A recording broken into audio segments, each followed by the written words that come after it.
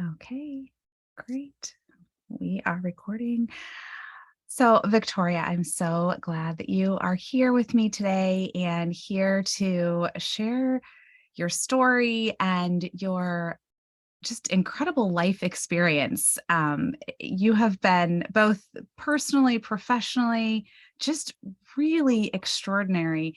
And I think the one thing when I was really, learning about you and reading about you, one thing that stood out to me was how you've really lived on purpose. Like you have always been like, this is who I am. I'm going to, for lack of a better phrase, live out loud, right? Like, this is who I am, and I'm going to step into who I am and be that. And I think that is something we can all learn from. That is something that, many want to do, but it is difficult to do. So, thank you for being such a great role model in that way. And I'm just excited to learn from you today. And so let's just start kind of at the beginning. Let's start with your story and then we'll go from there. Sounds good. Well, thanks, Heather, for having me here. I'm a incredible, maniacally focused leader around diversity and inclusion, and a lot of that comes from my own lived experience. And so therefore, I do share quite openly to help others with their own journey. So my story, I actually come from very, very difficult beginnings, and it did actually inform how living out loud I was and or what I told on a public forum versus in smaller setting. So I'm born to a drug addicted teenage mother who many years later I found out came out as lesbian while she was in jail. And that initially probably caused me to sort of reel a little bit in terms of how comfortable I was with my own sexuality looked like. Sure. At age 14, however, when I was in high school, in a Catholic high school in a relatively small town, I came out as bisexual. Although I dated mostly guys at that point, and some of that was just access to other people in the queer community in the town I was in. Sure. And then when I got relocated to a much larger city and met one of my first friends was a gay man who took me to the gay community. I met women that I started dating, and then later met and married a woman whom I was with for 11 years and vacillated at times between am I bisexual, I'm a lesbian, until I think as I matured and grew and got a little bit more comfortable in my skin, Mhm. got comfortable with my queerness. I don't love labels. Yeah, I guess I would say bisexual, although my daughter tells me because I would be open to sleeping with trans people, I should say that I'm pan. I just prefer the word queer. Uh, Mhm. I did separate from my wife, who unfortunately passed away a couple of years after that from her second bout of cancer, and I'm now married to a man. And I'm in this amazing family where, I'm have been open to dating those people that I'm attracted to and I think are great humans. Mhm. To a man who often gets mistaken as a gay man because he's very fit, he likes to dance, he used to teach massage therapy. I have this huge, hulking, incredibly straight son, both looking and certainly dating girls. And then I have a daughter who's queer, who came out at age 11 or 12 as initially bisexual to lesbian, who now in the last, 6 or 8 weeks is gender questioning. So that's my story. Well, that is an excellent. Everybody needs to take a breath and just like process all of that. That was a lot of information. That was a lot of stuff. And I think one of the things, again, that just jumps out at me is how you were just kind of like, I'm gonna just see, like, you've never been stuck to, like you said, a label. Like, this is what I am, this is how I'm defining myself, and that's it, right? I love that you've been very much like, I need to, I'm not quite, I haven't felt all the way through, right? There's layers here, and I need to figure out those layers. And it's such a great example of, I'm just going to put the whole label thing to the side because I too feel the same way about labels. But I think, as we were talking a little bit earlier, people like labels, right? People want to use labels. And I think sometimes, especially when you're new to understanding, it helps to have that just so you can get that understanding, right? And as we both know, bisexuality is very misunderstood. And I think if you asked 10 different people, you would get 10 different answers, right? Kind of the same with pansexual. It's very kind of, every person has their own unique definition of what that means. So I'm just wondering if we could talk a little bit about, your thoughts on bisexuality and, how you would define it, so to speak. Yeah. So bisexual, I mean, we think binary, one or the other. And so bisexuality for me when I came out was around the fact that I was interested in both men and women. Hmm. And now I think that's evolved as my daughter, as I said earlier, said I should be much more broad. And so I prefer to say queer. It just means I'm not straight is Hmm. really what for me.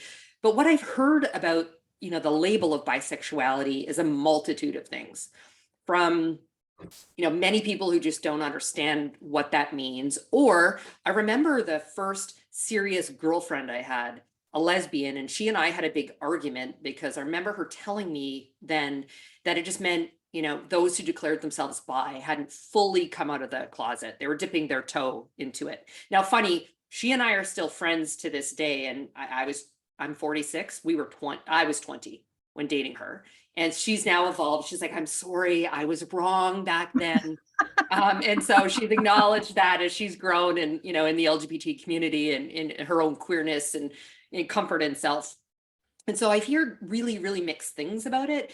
And then also felt very different in the LGBT community around this status or class in terms of where you sit on, on the spectrum, quite frankly. Right.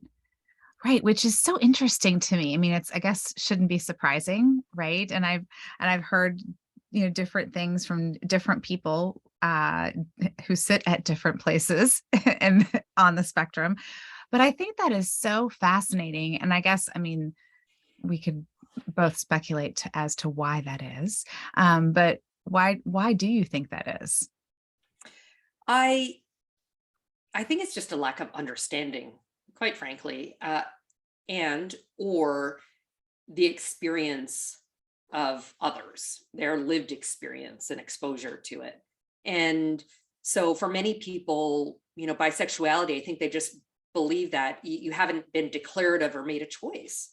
And the reality is, I don't think we have to make a choice, or it changes over time.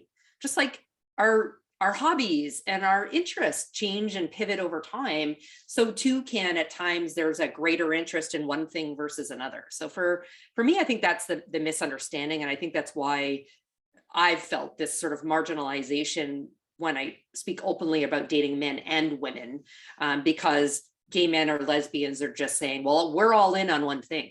And it doesn't mean I'm not. For me, it's truly about the human that I've chosen to date or be partnered with. And I look for qualities in that has less to do with body parts and more to do with intelligence and kindness of the individual themselves. Right. Well, and I'm wondering too, as you say this, because my daughter, similarly, we were having a conversation a few weeks ago, and I think our daughters are about the same age, said, the same thing. She was kind of wondering that about herself and being pansexual. And so I think that's such an interesting, that's something that I don't know, and please correct me if I'm wrong, but pansexuality really was not, it may have been, 40 years ago, but certainly people weren't recognizing it or understanding it. And I feel like now it does make so much more sense, right? Because it is that, like you just said, that attraction to the human, the soul. That's, I always say, I'm like, it's a soul connection. And then instead of like a physical only attraction. So, part of me wonders if that's kind of a piece of the equation, a piece of, I'm just kind of wondering out loud, not necessarily a question in there, but as we ponder these things, I do find it interesting, and I do find, it interesting as well that you know, it's LGB. Like, it doesn't mean that you're not all in. It's another orientation. And so I do just kind of always think, that's so interesting that one would question the other, right? Because everybody needs to be working together. We all need to be working together. Yeah, and one of the things about it's all about, include acceptance and inclusion. And so the fact that being bisexual has made me feel more marginalized is completely contra to what it is that the community as a whole has been advocating and demanding for all of these years around being treated equally, having equal rights, and being accepted and feeling they can show up and be their whole selves. Right. I've seen improvements. I've seen improvements over the years, but there's still some differences, which is sad. Hmm. There are. And I think, that a lot of that goes back to just understanding.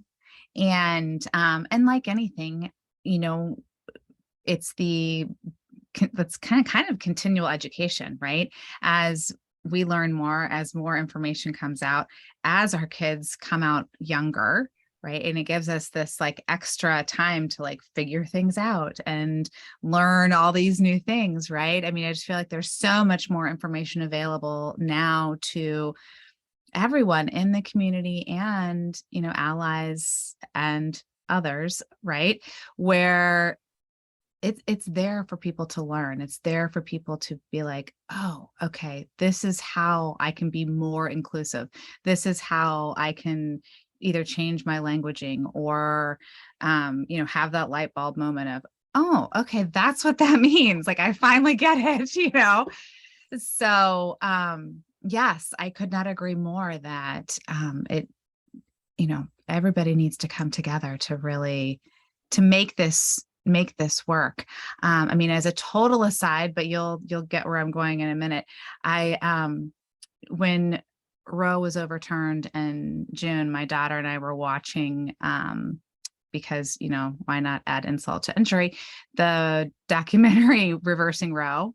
Mm, Have you seen it? I haven't seen it. Okay, I highly recommend it, but buckle your seatbelt. It's tough. But as I was watching it, what I found so interesting is that this was an organized, like the organization to get to what happened in June has been decades in the making. I mean, on that side, on the people who were, and I can't even say pro-life because they're not Mm, pro-life, but those people, right? And the oh my goodness, between just I can't even, there's like not even words, but I was watching it thinking that's why this has been successful, because they found this message that they could get so many people to buy into, even though it was not accurate in any way, shape, or form. But they were able to sell this message and sell it over 40 years to be able to overturn this. And that is where I feel, and now I'm talking just very specifically in the LGBTQ community, but as, you know, and I say we as an ally and as an advocate, so please don't anybody take offense to that. But as we fight for things, right, and are out there, like, we all need to come together. Everybody needs to come together and organize and get on the same page, and a message that is accurate and true, because that is where, I just believe so much in that. So I know that's probably idealistic in some ways. It's just that's been sitting with me for all these months, and I'm like, oh, I am just stunned. I mean, still.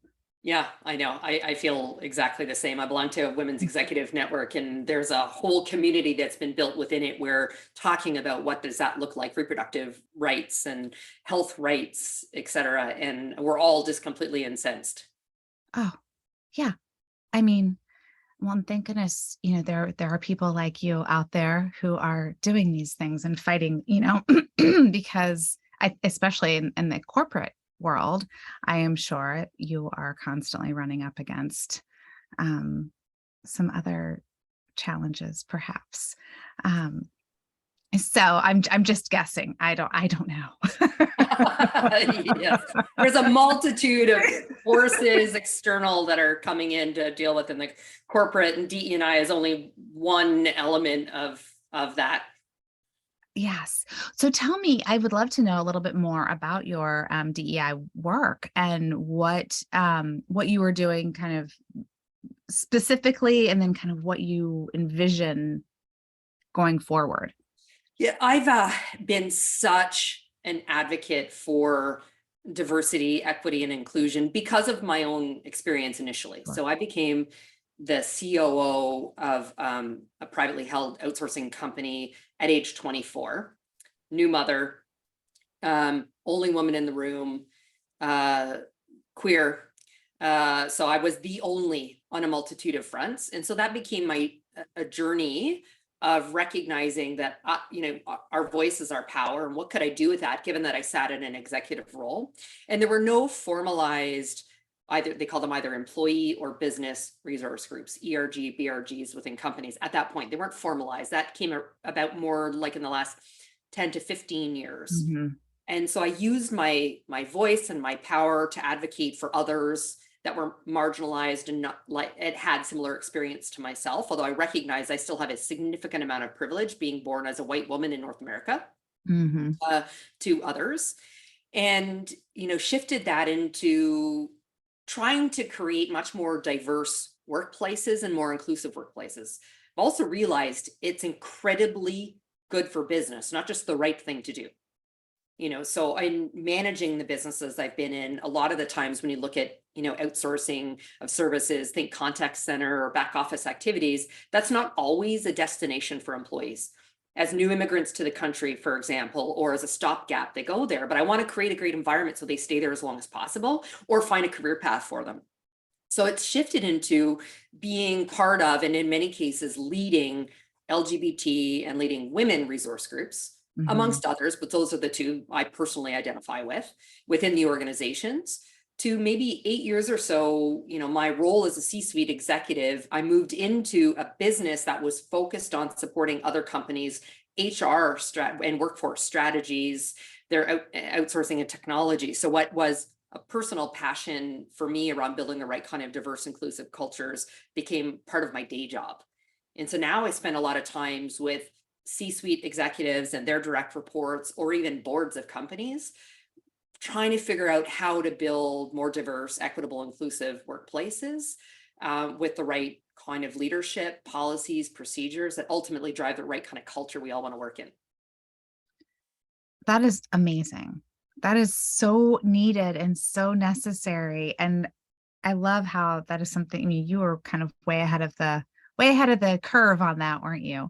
And getting that going and moving. So thank you, because that is something that I really feel like in the past, maybe 18 months to 2 years, we have seen a huge push, which is phenomenal. And I almost feel like in some cases it's okay, we want to do this, but how do we do it, right? How do we, either support internally or educate internally, right? And what does that look like? And so I find it very fascinating. So I'm so glad that you're doing it and you're leading the charge. It's awesome. Thank you. So kind of looking forward, both in your position professionally, but also personally, what do you feel are a few things that need to be done to move forward, to continue moving? Because we're kind of, it's difficult right now, right? So people are always asking, what can we do? What can we, who can we talk to? Or what, those types of questions. Do you have kind of in your mind, like, these are the next steps that need to be taken, or this is what, people on the ground can be doing? There's what I'd say, Heather, there's no silver bullet or one particular thing. So when I look at, building these kind of workplaces and communities, quite Mm-hmm. frankly, I have a phrase, I talk about strategic intentionality. Mm. And so that means, we need to, create and report on metrics to help identify how we're moving the needle. Hmm. And so building policies and procedures and hiring leaders that have the right kind of values, actions, behavior, and language to create inclusive culture. So it starts at the entry point in terms of, are we hiring or inviting in? I'll focus on workplace, but I mean communities at large as well. In Hmm. workplaces, are we hiring a diverse workforce? And I will not accept from anyone saying, well, I didn't get like a broad slate of candidates. Well, then you didn't look hard enough. You weren't going to the right places to find the right kind of diverse talent. But are you bringing them in as quickly as they might be exiting? So the next thing is, are you creating this equitable environment where there's equal opportunity of pay and of opportunity for advancement within Right. the organization? And then the inclusivity or sense of belonging is, in my opinion, that's the outcome of having the right leaders in place with policies and procedures to hire people, train them, give them opportunity, and allow them to feel like they can show up and be their whole selves in the workplace. That's what creates inclusion and belonging and will build retention within the employee population. So there's, like I said, no one thing that, here it's a multitude of all of these pieces that need to come together. And sadly, I'm seeing incentive now to do the right thing, which disappoints me because I'm not a pessimist. And I want to believe that people all want to do the right thing in creating diverse, equitable, inclusive cultures. But incentive drives behavior. So we're starting to see, executives and boards being held accountable for having diverse talent within the workplace. And Hmm. countries like particularly Europe in particular is further ahead when you look at some of the regulatory requirements that they have in terms of who gets, and actually the NASDAQ and S&P here started to do that in terms of who can get listed on their exchange. Do they have at least so many women or people of LGBT on the boards and in executive positions? So that's starting to drive it forward. But even when you look at women in the workplace in the US, it's going to take another 40 plus years to even get to parity, sadly. Wow. Wow. That's amazing. I had no idea it was that long still. And Still. hundreds of years when we look at other countries. So again, that's where I say we all have privilege, being in North America, because we're further Absolutely. advanced on that front than others when you look at particularly at least gender equity. So that's the one, gender equity, because it's, in all of our HR systems, we know our employees' gender.